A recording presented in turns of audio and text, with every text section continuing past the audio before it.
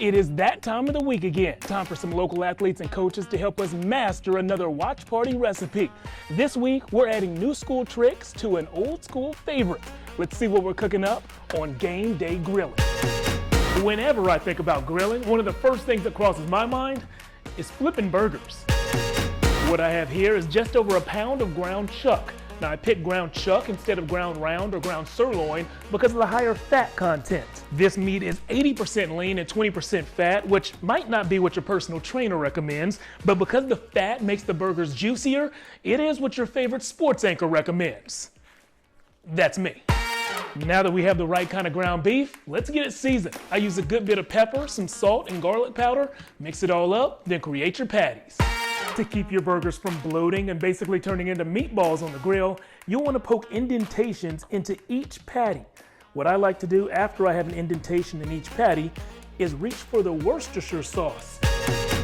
I pour Worcestershire in each indentation, and then it's time to toss these things on the grill. But before you do, Texas assistant baseball coach Sean Allen says, make sure your grill isn't fired up too hot. To me, the biggest thing is just not cooking them super hot, super heavy right away if they've got some thickness to them, because you're going to overcook the outside to try to get the middle done. Coach recommends we heat our grills somewhere between 275 and 350. He also says when you're grilling burgers, the key is not to watch the time, but to watch the internal temperature. If you're trying to guess when things are done, you're probably going to have a lot more failure. The temperature probes are huge for me. I mean, they're cheap on Amazon. Stick it in there, you get a reading, and it's like, all right, we're getting close. It's important that you begin this cook on indirect heat. Let the burgers hit a temperature of 135, then move them to direct heat until they hit 155.